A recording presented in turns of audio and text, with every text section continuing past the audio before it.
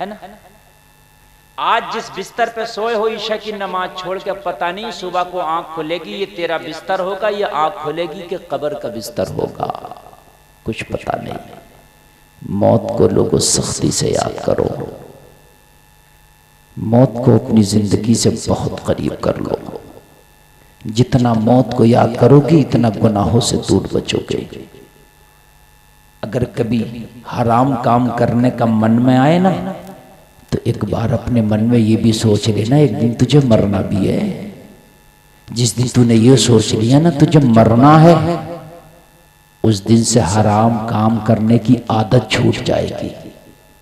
लोग कहते हैं शराबें नहीं छूटती, अरे यार मौत को तो याद करके देख, तेरी शराब तुझसे छूट जाएगी। लोग कहते हैं हराम काम नहीं छूटता, एक बार मौत को तो याद करके देख, हराम काम ही छूट जाएगा। एक मुसलमानों का खलीफा है, नाम है उमर बिन अब्दुल अजीज, नाम याद रखना। खलीफा बोलते हैं, आपकी जबान में बता दूं, जैसे आज हमारा प्रधानमंत्री होता ना, इससे भी बड़ा होता। प्रेसिडेंट होता ना, इससे भी बड़ा। प्रेसिडेंट एक मुल्क का होता है, खलीफा पूरी दुनिया में जितने मुसलमान होते थे सबका बादशाह होता था। अब्दुल अजीज ये अब्बासियों का खलीफा है। इसके बाद उस्मानियों की सल्तनत आई थी, अब्बासियों का। उमर बिन अब्दुल अजीज खलीफा की जो ओहदा होता है वो प्राइम मिनिस्टर और राष्ट्रपति से भी बड़ा होता है। लेकिन पता क्या हाल था उमर बिन अब्दुल अजीज का, सुनोगे तो मचल जाओगे। आज मैं जोश की नहीं होश की बात करने लग गया हूं। मैं जोश में नहीं बोल रहा हूं, बहुत होश में बोल रहा हूं। उमर बिन अब्दुल अजीज मुसलमानों का खलीफा, अब्बासियों का खलीफा, कई मुल्कों पे हुकूमत। लेकिन ईद का जब वक्त करीब आया, ईद का दिन करीब आया, तो उमर बिन अब्दुल अजीज के बच्चों पे नया लिबास नहीं था, वही फटा पुराना लिबास था। ईद का मौसम आ गया, ईद आ गई और खलीफा के बच्चों पे एक जोड़ा कपड़ा, वो भी पुराना और फटा। बीवी ने कहा मेरे शौहर और खलीफतुल मुस्लिमीन, ईद की नमाज पढ़ने के लिए सारे बच्चे जाएंगे, नया नया लिबास होगा, नया नया जोड़ा होगा। तेरे बच्चों पे पुराना लिबास, पुराना जोड़ा होगा, बच्चे शर्मिंदा होंगे, जमाना ताना देगा कि खलीफा के बच्चों को एक नया लिबास न मिल सका। बाप की पोस्ट इतनी बड़ी है कि खिलाफत की कुर्सी पर बैठा है और बच्चों का हाल देखो तो किसी भीख मांगने वाले से कम नहीं है। ओ खलीफा अपने बच्चों को एक नया जोड़ा बना दे ताकि ईद की नमाज ये नए कपड़ों से पढ़ ले। खलीफा ने अपनी बीवी को जवाब दिया, ओ मेरी बीवी, मुझे जो तनख्वाह मिलती है वो इतनी है, या तो महीने के घर का खर्चा चला सकता हो या अपने बच्चों का कपड़ा बना सकता हो, बस इससे ज्यादा नहीं। बात समझ में आ रही है? उनकी भी एक तनख्वाह मुकर्रर थी, एक तनख्वाह। उस तनख्वाह के मुताबिक कहा मेरी बीवी, मेरे पास सिर्फ इतनी तनख्वाह मिलती है महीने में, या तो उस तनख्वाह से अपने बच्चों का कपड़ा बना दूं तो महीने भर का मैं खर्चा नहीं चला सकता, और अगर महीने भर का खर्चा चला लूं तो अपने बच्चों का कपड़ा नहीं बना सकता। अब बता मैं क्या करूं यार, सारा खजाने की कुंजी हाथ में है, बैतुल माल का खजाना इनके पास यार, खलीफतुल मुस्लिमीन है, सब तो इन्हीं के हाथ में। लेकिन तनख्वाह मुतअय्यन थी, जो तनख्वाह मिलती थी बस उतने ही लिया करते, उससे ज्यादा नहीं। ओ मेरी शरीक हयात, उस तनख्वाह में या तो खर्चा चलेगा या बच्चे का कपड़ा बनेगा। अब बता क्या करना है, अब बताओ क्या करना है, मैं घर का खर्चा चलाऊं या कपड़ा बनाऊं? अब बीवी ने सोचा अगर कपड़ा बनवा लूं मैं तो घर का खर्चा कहां से चलेगा, अगर कपड़ा बनवा लिया जाए तो खर्चा कहां से चलेगा। कहने लगी रहने दो, मेरे बच्चे पुराने कपड़े से ही ईद कर लेंगे, लेकिन खर्चा जरूरी है, इसलिए कि महीने भर तक हम फाके से तो नहीं रह सकते, महीने भर मेरे बच्चे भूखे तो नहीं रह सकते।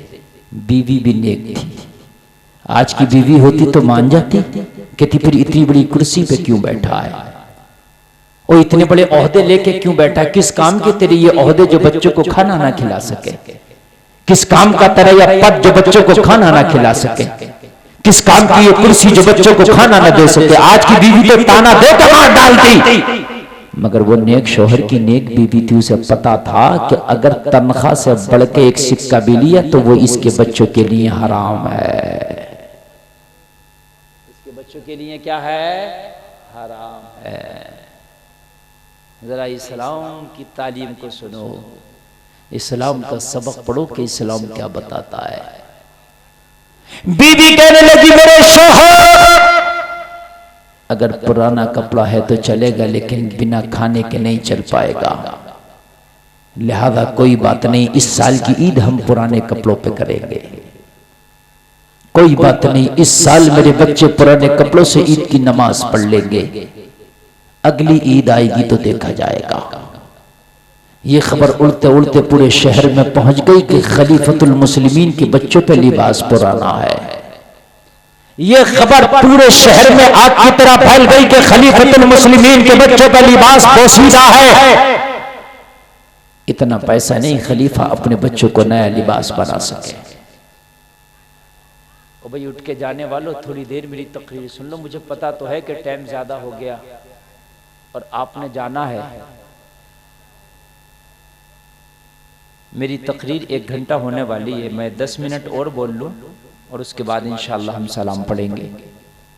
आप लोग सुनना नहीं चाहते तो मैं सुनाना नहीं चाहता, क्योंकि जब 12 बजे के, अब तो 1 से भी ज़्यादा 1:30 बजने वाला है, और जब ज़्यादा लंबा हो जाता है ना तो आप लोग भी कहाँ तक बैठेंगे मुझे पता है, लेकिन सुन लीजिए थोड़ी सी बात, उसके बाद बस 10 मिनट और सुन लें और उसके बाद आपने भी जाना है, मुझे भी इंशाअल्लाह जाना है। नहीं 1 घंटे का टाइम नहीं है, आप समझे, 1:30 बजने वाला है, बस 10-5 मिनट और सुने और उसके बाद तशरीफ ले जाए। पूरे शहर में ये बात फैल गई कि खलीफा के बच्चों पे लिबास पुराना है, ईद पे भी उनके बच्चों को नमाज ईद पढ़ने के लिए नया लिबास नहीं है।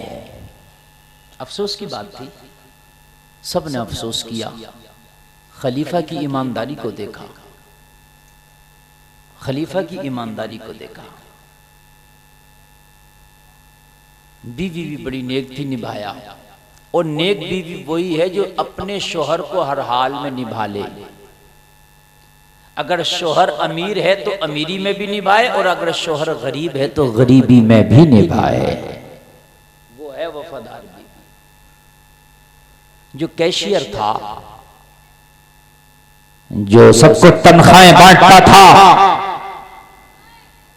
जो मुंशी था, जिसके हाथ में तनख्वाह बांटने का निजाम था, उस मुंशी को पता चला कि खलीफा के बच्चों का लिबास पुराना है, रजिस्टर लेकर तनख्वाहों का खलीफा की बारगाह में हाजिर आ गया, कहने लगा हुजूर मैंने सुना है बच्चों का लिबास पुराना है, इतना पैसा नहीं कि नया लिबास बना सके। हाँ हाँ तूने सच सुना है, हाँ हाँ तूने सही सुना है, तुझे तो पता है मेरी तनख्वाह इतनी मिलती है कि महीने भर का खर्चा मुश्किल से चलता है, अगर मैं लिबास बना लूं तो घर का खर्चा कहाँ से चलेगा। कहा हुजूर देखा नहीं जाता, गरीब से गरीब का बच्चा नया लिबास पहन के जाएगा, मुसलमानों के खलीफा का बच्चा पुराने लिबास में जाएगा, दिल बड़ा बेकरार है। एक मशवरा लेके आया हूँ, आइडिया लेके आया हूँ, मशवरा करना आपका काम है।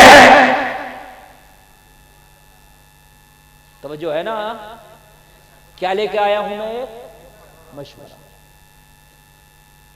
ये नहीं कहा कि हुजूर बांटता मैं हूं तनख्वाह और देते आप हैं मुझे, और आपके कोटे से आता है मेरे कोटे में, मैं बांटता हूं सबको, तनख्वाहें रजिस्टर में चलाता हूं, तो हुजूर क्यों ना दोनों मिलकर घोटाला कर लेते हैं। यार आप देने वाले, मैं बांटने वाला, लिखना मुझे है, खाना पूरी मुझे करना है और देना आपने है, तो तीसरा कौन पूछेगा।